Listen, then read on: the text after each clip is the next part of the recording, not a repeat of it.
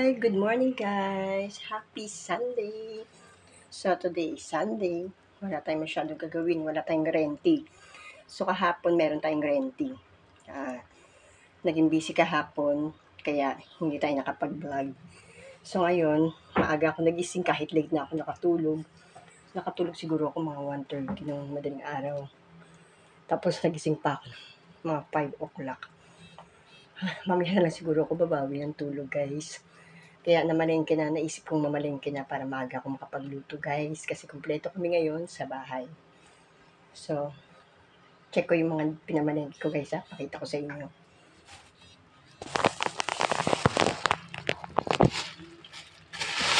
So, ayan.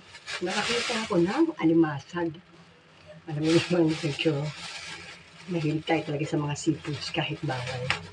Nakakabili ako ng kaalimasag guys. Matataba naman siya. Ayan o, malalaki. 300 ang kilo ng alimasag. So, hugasan na muna natin siya. Tapos, i-diretso na natin yung pag-steam.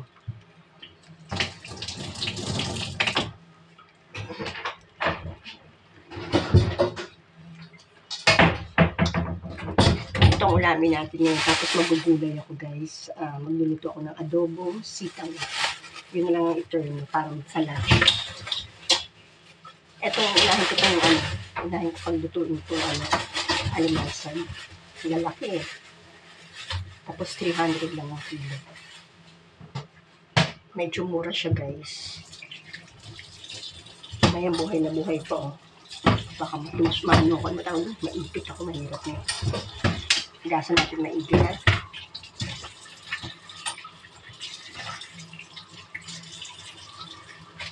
Baka matutok ako.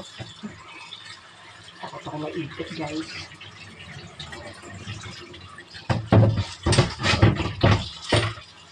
Gasan natin at gasan natin maigi at medyo sino humahawak, alam mo na. Ayan, gasan natin maigi. Ng bonggang-bongga.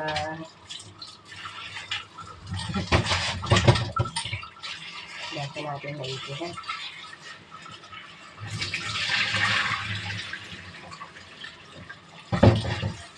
Gasan natin siya maigi. Ayan, nakatatlong hugas na. Pang-apat na to. Ayan. So, ayan. Salang na natin agad-agad.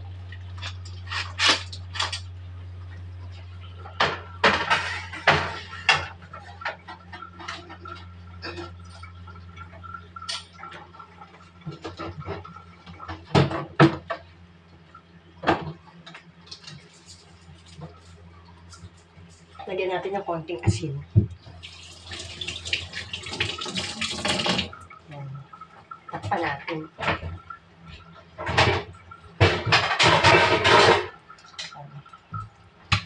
Gasan natin itong pantakip.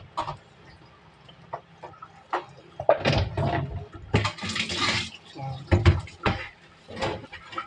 Gasan natin yung pantakip.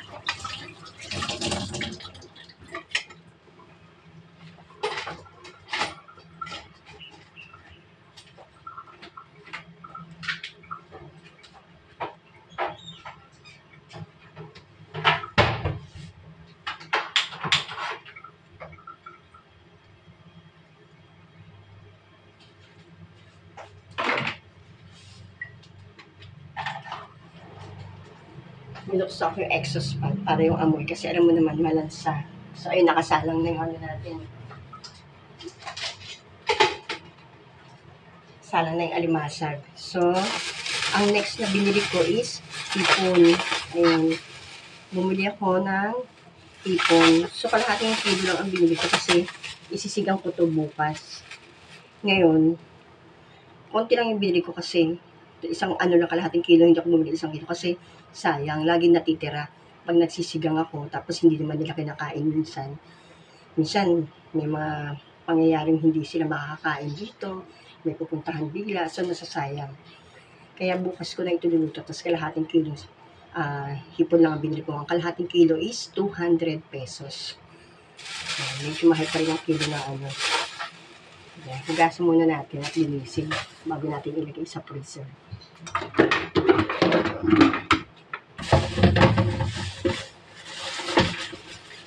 Linisin na natin guys. Para bukas, iluluto na lang agad.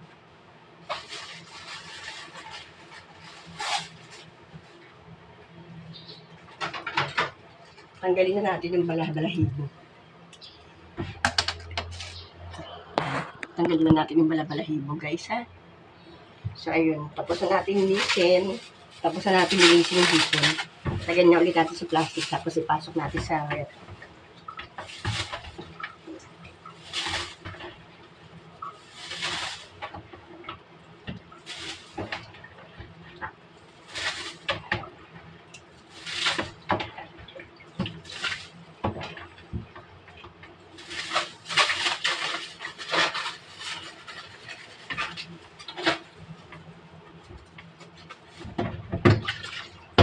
Lagyan natin siya sa ref.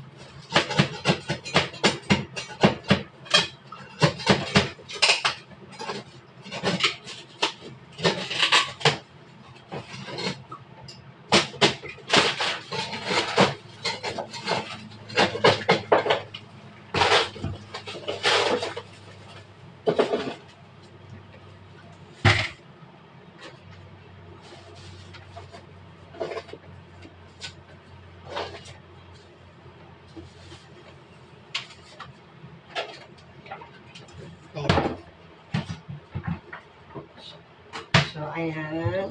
Ilagay na natin sa freezer. Tapos, ang next natin binili is pork chop. Bumili rin ako ng pork chop, guys. Para bukas, or sa makalawa, ipo-pork steak ko. Ipo-pork steak natin siya, guys. Kasi pang araw yung asawa ko, hindi lagi nakakapamalengke ako. Hindi ako mamalengke pag hindi kami nakamotor at naglalakad at nagko-commute. Kaya bumili na ako ngayon ng pang ilang araw na ulam. Bumili na ako ng pang-stock. Magpo-pork steak tayo sa makalawa. Pork steak ang ulamin natin sa makalawa. Gasan na natin guys ha. Gasan na natin. Pag ano, nilutuin na lang.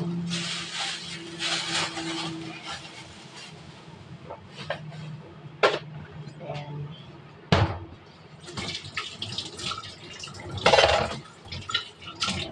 Tapos, bumili rin ako ng manok. Ito, ano naman, garlic chicken. Garlic chicken with ano, na anak ko. Gusto ko pag-garlic chicken nito. Garlic chicken. Para pag ano, hindi na yung bili ng palengke ng palengke. Iluluto na lang. Meron na makukuha sa ref stock. Marami kasi akong ginagawa sa trabaho. Kaya hindi ako agad makapamalengke guys. Kaya naisip ko mamalengke na ngayon. Kaya ito, chicken naman.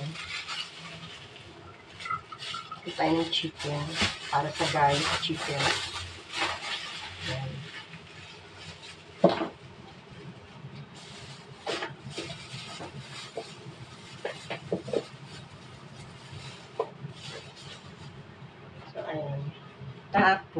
Bumili tayo ng tampalita para sa altar natin. Tapos bumili akong gulay. Ayan.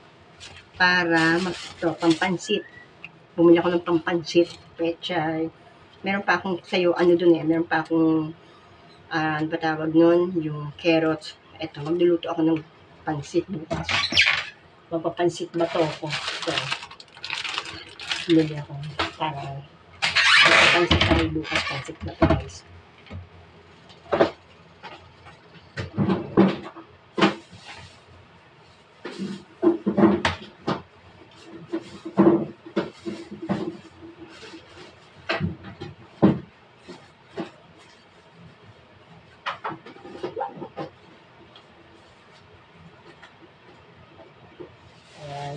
Tapos, bumili na rin ako ng kamatis. Mahal na mga gulay ngayon, guys. Kamatis, bawang, tapos yung pork steak. Para pang pork steak. Tapos ito yung kalamansi, pang pork steak.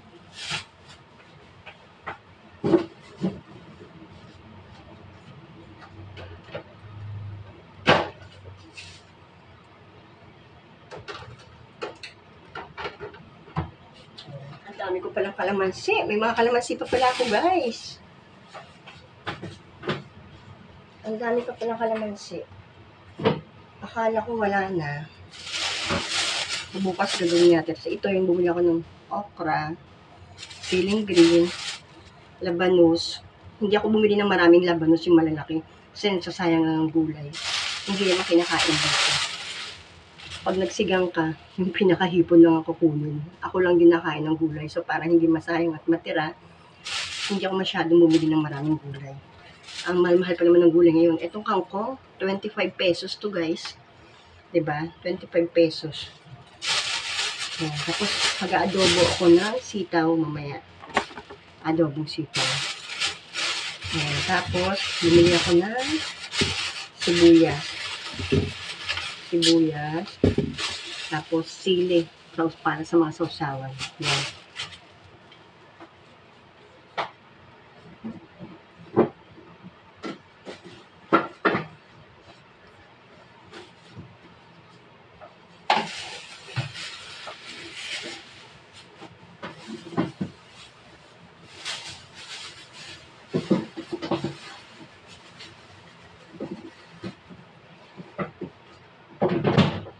Ayan. So, bumili tayo ng sili. Tapos, sibuyas.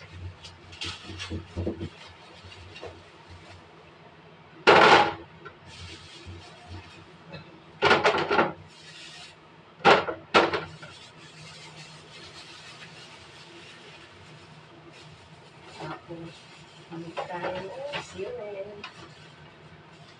Ayan. Ito mga siling tuyo, itatanim ko. Tinatanim ko to, guys. Inuhuhulog ko din. Tapos bumili ako ng, ano ba tawag dito? Hot cake. Pancake. Bumili ako ng pancake. Pancake is 12 pesos each. Cheese flavor. Bagong luto, guys. Para i-breakfast natin. Nagtalo pa kami ng asawa ko. Cheese flavor to. Gusto niya kasi is ube. Sabi ko dun, wag na ube. Kasi, alam mo ba, di ba kasi diabetic siya? Iniiwas ko lang siya dun sa matatamis. Ube, may flavor na ube tsaka chocolate. Sabi ko, tama na yung cheese lang. Kasi, napakahirap pag yung tumaas ang sugar. Siya din yung maapektuhan, di ba? Kaya, ayan o, 4 na cheese ang binili ko. So, yan ang mga binili natin ngayon, guys. Ayan na, medyo maamoy na yung, ano ba tawag natin, yung animasag.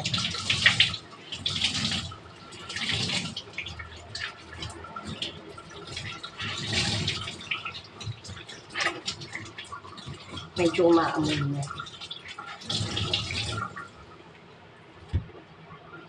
Ayan. So, ayan yung mga aanin natin ngayon. Ito, itatanim ko to kasi sayang naman. Mahal daw ngayon ang siling maanghang. 200 daw ngayon ang kilo ng siling manghang. Buti nga 200 lang, dati maabot ng 1K. Diba? Ayan. So, ayan ang napamalengke natin, guys.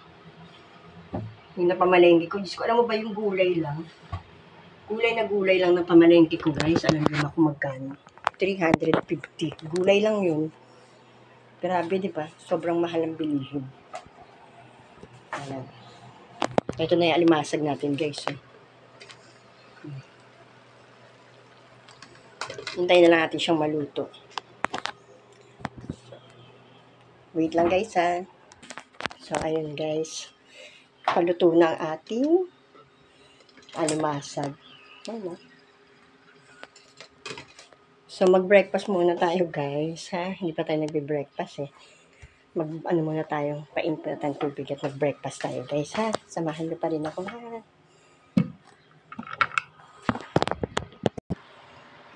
Mag-breakfast muna tayo, guys. Meron ako dito hot cake. Katulad na sabi sa kanila, bumili ko hot cake. Tapos sa tipla ko ng Milo. Mag-breakfast muna tayo, guys, ha.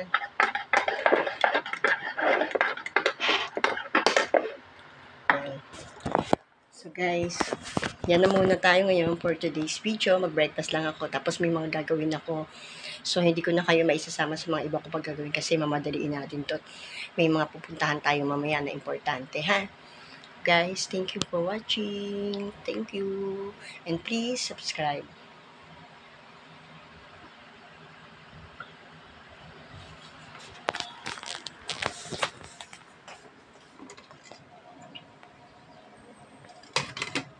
Lutuin ko yung sinigang na hipon. Yun ang gusto ng asawa ko talaga. No choice.